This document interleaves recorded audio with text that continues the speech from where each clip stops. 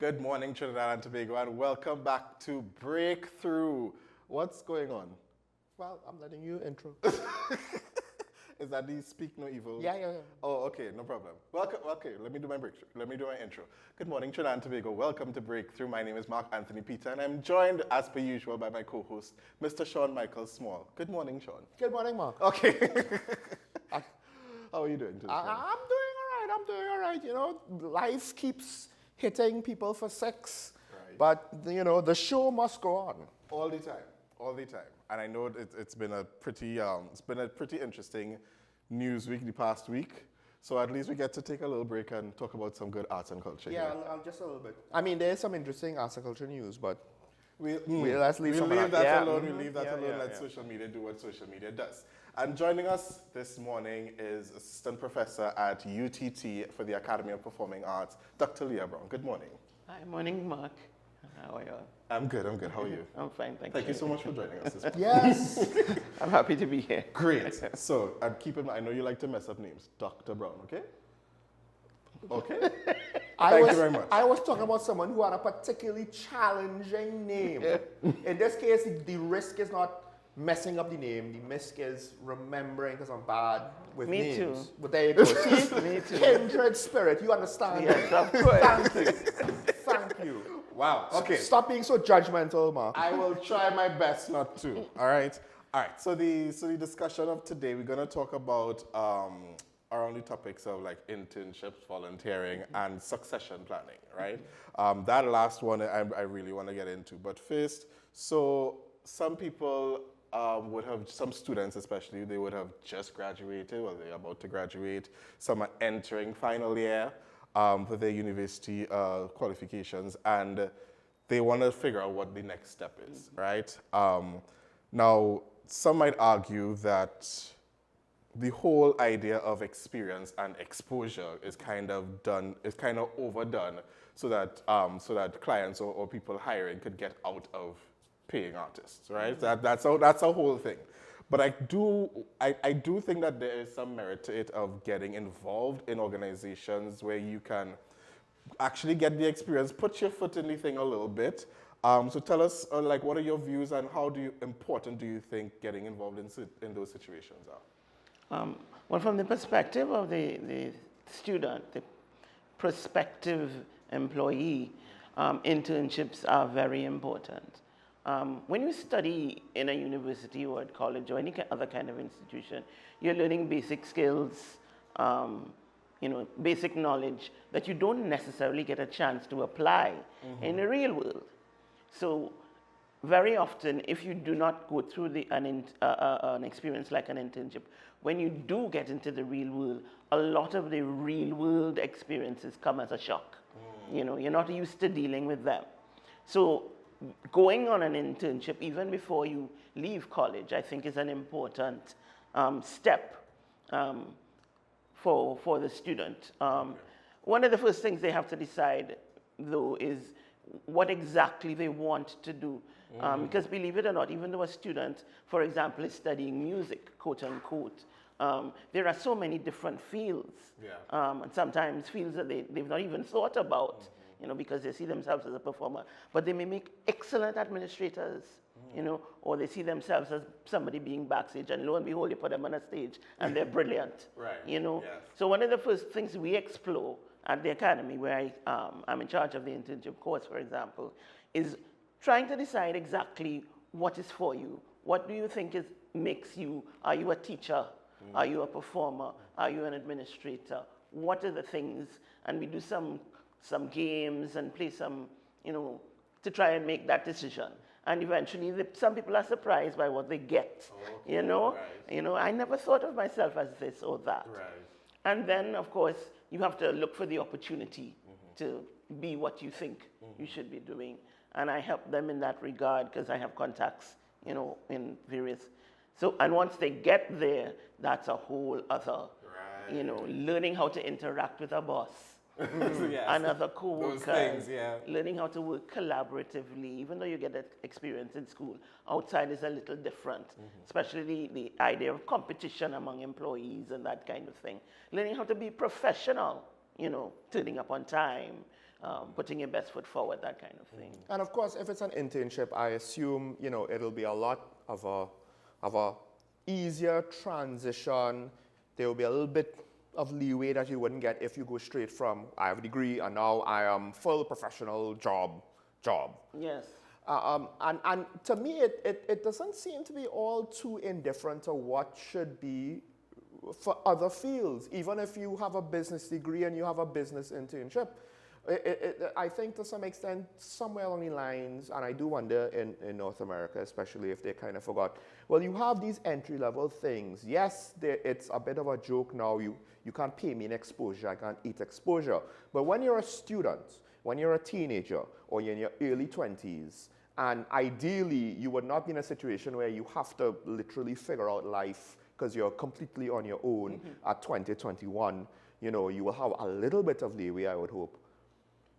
It's good to have, there will be more opportunities available, right? If it is something where employers could be like, well, yes, you could be an intern, you'll get a stipend, we won't necessarily demand everything of you, we wouldn't need, because now a lot of entry-level things, yeah, well, we need experience. It's like, well, how do I get the entry level if I don't have experience? I need something to give me the experience. So I don't think it's too dissimilar to the business world. Would you agree with that? No, of course it's not dissimilar. In fact, we tend to want to put our internships in the real business world, you know, to give them, and a lot of employers are grateful to get people who are competent and willing and eager and young to come and work for them. Now, our internships are not paid internships. So it's really like a volunteer position. You get a grade, but you don't get you don't get paid necessarily for doing it. So the employers are very grateful, and our students, as you say, are not in a place where they need to necessarily have a job, but they want to get the real world experience before they get into a place where they have to have it. Because in arts and culture, I mean, like any other industry, it's not like you have free spaces to just go around where you could give someone a salary. No. Yeah. So to get the extra spots, you know, you have to kind of, you know, give up a little, you know, because to get enough students out there, maybe you could get a paid internship for one. Yes, but it's hard to get, it's difficult to get paid internships for everybody, you know. And I think the idea of volunteerism and working for your community, because the wording in our internship has to do a lot with community and what we do for our community. And our community may be a school, our community may be a business organization, or even a volunteer organization. So it is about giving back to the community, even though you're not necessarily working for them, you know, but you get a chance to interact with those in your community. Is there something, and I guess, I don't know if you want to now to transition to that part of the conversation, volunteerism. Because I've mentioned this before, I find that we don't do a good job in TNT, I can't speak for anywhere else, about building up our communities, whether it's art, whether it's some sort of hobby, whether it's some sort of activity, whether it's a sports league. We don't really necessarily do a good job of building up that organic support base of whatever it is so that it could grow. And I do wonder, is there any sort of benefit? Well, you're kind of learning how to work for the sake of working and understand and building something without thinking about the monetary compensation. So now maybe as you become a professional, not everything is about my bottom line. Yes. You know, but rather, if we all grow together, we could increase the size of the pie. Yes, it's about giving back to the community. And there's a lot going on at the community level, believe it or not. What we don't have is a very organized view of it, or a very organized, you know, collaboration of all of the various entities that work in the community. But there's a lot going on in the communities. So it's not even difficult to find, you know, internships in the community. So it's just a matter of like immediate visibility. Yes. For some. Yeah. Because I remember there was a student's parents of mine. They were telling me, you know, they don't see this type of music being performed, and I'm like, check the Queen's Hall schedule, like follow these different community, follow these different community members. What would you say? And I know this is I was speaking to a friend about this who is currently doing his he's currently enrolled in UE, and he's pursuing music, and but he's not he's a little bit older. He's in his mid-20s, and he's been very much in the corporate world, right? So now he's like completely switching gears a little bit. Wow. And at some point, Wow. you know, you have to. I've had this hard conversation with people. At some point, there is going to be a hard decision that has to be made. At some point along the way, yes, this corporate job is going to help pay these fees, because these fees be feeing people, right? It's not easy, but. What would you say to somebody who's in a position like that, where they're in that uncomfortable space, where they want the security of the corporate job, but the fulfillment of what they're pursuing? Yes, I've had a few of my students like that who left the corporate world because they loved music so much. And I think for everybody, it's different. You have to know how important it is for you to fulfill your dream, you know, to live your dream. And for some people, it's very important for their mental health. Yeah. You know, and the corporate world is just not for them. But then there are times, for example, if you have a family, where, you know, the bottom line becomes more important, and we have to put it off. And that happened to me, as a matter of fact. I put off my education for a little bit, you know, to get married and have kids, and then I went back. You know, so for some people, it's you have to choose because you have to choose. Yeah. But if you're allowed to, if you know you have the chance to, I would always say follow your heart first. Follow your heart. But then now, I've seen this in the arts especially. It's almost as though it's very easy to think, well, if you get a job, I don't get a job. There's a competition. Yeah. Right? And we see this around the world in the various entertainment industries. Like, is that an issue here, would you say? Has there been any attempts to try to get people to understand, well, we need an industry first for people to be cutthroat over it. We don't really have some of these things really built up yet. Yes. Because there are few places at the top, a few places at the places that are most visible, that are most lucrative. You know, there are not very many of those. Yes. And it therefore comes down to doing what fulfills you.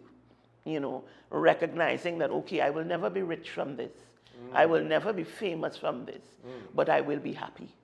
Right. It's making that kind of decision ultimately. And I always tell mine, if you know that you love something, you have to work towards acquiring the skill to do it to the best of your ability, recognizing that it takes hard work to get where you want to go. That's something that a lot of young people these days do not recognize, that it takes a certain level of hard work. Especially in arts, right? In the arts, especially. I could sing, or I could rap, or whatever. They don't recognize that it takes more than just wanting to do it, that it takes hard work and sacrifice to acquire the necessary skill to even try to get to the top. Now, something that I've noticed, and it's a point that you made earlier about you never know what you are into unless you just try everything, right? And when you're in the arts, I think we can all agree that, especially in the music, it's a transferable skill, right? So whether it's teaching, performing, whether it's directing, whether it's backstage stuff. Something that I've noticed, and I've not done any extensive research, but it's just something that I've noticed here and there.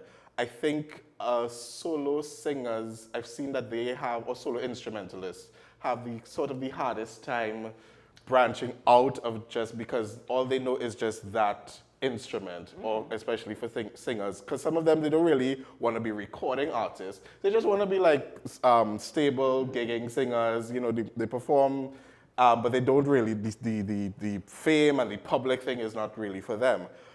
Because they feel like maybe they don't have the skills to teach, or maybe they feel like they don't have the skills to direct or innovate or produce or create something. Have you noticed that, and what do you usually say in situations like that? Well, for most people, as I said, most people are not going to get to the stage of being rich or famous. So you have to decide what your little niche is. You have to learn how to build that little niche, that little community, you know.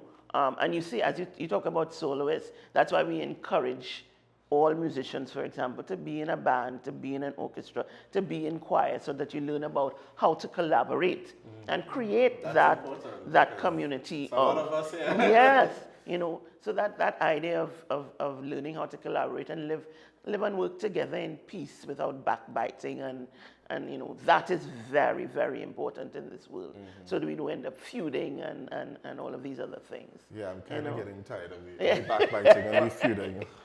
Because we're running out of time, I do want to get to this point because I feel this is again where the business world and the music and arts and entertainment world are very much in parallel with regards to succession planning, because I know of 2 instances where one in business, or maybe more than one in business, and one in the arts, where not really well done, right? Because what tends to happen is a charismatic, brilliant person builds something. This is just the story, right? And this is repeated in business. They build something, but they didn't necessarily go through school, so they didn't learn about the mistakes other people's made. They only learned through their own experiences. And their own experiences did not include succession planning because it only comes towards the end when maybe you're thinking, oh gosh, I might need to give this up next year. No one is in position because I never thought of this before. Is that an issue in TNT? And maybe that's why things don't really build, because somebody drags it to a point, to the mountaintop, but then they're not ready for somebody else to pass the baton to keep the journey going. Yes. That happens. That does happen in many organizations in Trinidad, and maybe globally as well. But certainly, I know about Trinidad, and it is very important that as a leader, you begin to search very early for those who can take over when you are not available. And tomorrow, it might be 5 years from now, it might be 10 years from now. But seeking out those who have the capacity, who have the skill, and being willing to mentor them and teach them. And they themselves must also be willing to learn, in the areas that they need, to be coached and mentored in. So seeking those who are young, not necessarily even younger, but who are less experienced than you are. To bring them into the fold, to work with them. And I know I personally am one like that. I'm very, very, very serious about mentoring and helping to build legacy. Because today or tomorrow I may not be here, and I don't want everything to fall down after. That's an interesting point, because you said do it as early as possible. Some people wait until it's almost too late. No, yes. Or to the point of, okay, I think I need to start looking. But it's like you should have started that process from early. Yeah. But then also at some point, once they're taught, you've given them all you could give them, and it's actually the time to pass the baton, right? Like at some point, because I've seen this especially in business now, right? And more than one example. Well, if they're supposed to run the thing, it's now their thing to run. It's now their vision. It's now their personality. They have to do what they have to you don't want to lose the things that make you successful, but times will change, trends will change, and they are different, so it can't be exactly the same. No, it wasn't. And I am one of those who don't believe, for example, in aging out people. For example, if you are giving up leadership and you are introducing new leadership, you should still be there. Right. You should still be there to look over things, even as they assume more and more responsibilities. It should not be something that is sudden. Today you're it and tomorrow you're not, Let them take over responsibilities slowly so that eventually, you could go on and retire. But it must not be a sudden thing. That's why I say you must start it as early as possible. Okay. It's like teaching a child. You don't all of a sudden tell them, here, go and wash the clothes. You may let them look at you do it first and then give them a little thing to wash, and eventually they can do it on their own. And I'm not going to lie, with washing clothes, that literally was what it was. It wasn't even a here, go wash your clothes. It was, listen, I'm not bringing my clothes back from Tobago for you to wash them. I'm washing my clothes in Tobago. I'm not bringing them every week. That is it's the same thing. I throw it out too much. Leave that shade. But I mean, it's interesting. That example is like, well, actually, in that particular case, it was all at once. But my final question on this, because you spoke about the leaders. What about people who are? I don't mean the frontish people. I'm talking about the people who are sort of meek and they're a little bit humble, but they're not sure if they want to take up leadership roles, not in any particular space, but they see themselves, would it especially for people who others might want to lead, but they themselves are too humble to put themselves possibly that as well. I can include that. What sort of qualities they should have, or what should their perspective be going into certain things or achieving that? To me, as long as you are, there are a couple of things that are essential to me. A willingness to learn, first, a willingness to accept tutoring and mentoring. Loyalty to the organization that you are with, because you don't want to be teaching somebody and then they take all our knowledge and send it away, So there are certain basic tenets. Even if you are shy and reticent, every leader is different. Every leader has a different kind of personality. That doesn't mean, because you're shy, doesn't mean that you will not make an excellent leader. You will eventually learn how to come out of your shell. So that should not keep you back from being. And I, as looking for a leader, will not make somebody shyness make me say, well, he's not good enough for that. I will try and bring him out. Especially if I see that he has, very good skills in other things. So you're looking beyond what the surface is presenting. Yes, definitely. The possible potential in it. Yes. Okay. Definitely. That's interesting. Well, I'm afraid I'm going to have to say that we are out of time. No. It's going so well. I know. We need more time. We do. Hint, we hint. need more time. Wink, wink. Hint. Thank you very much. With that said, Dr. Leah Brown, thank you so much for joining us this morning. Thank I hope you you enjoyed yourself. I did. Great, It was thank lovely you. speaking to you. Ladies and gentlemen, Trinidad and Tobago, this is Breakthrough on WESN. We will be right back.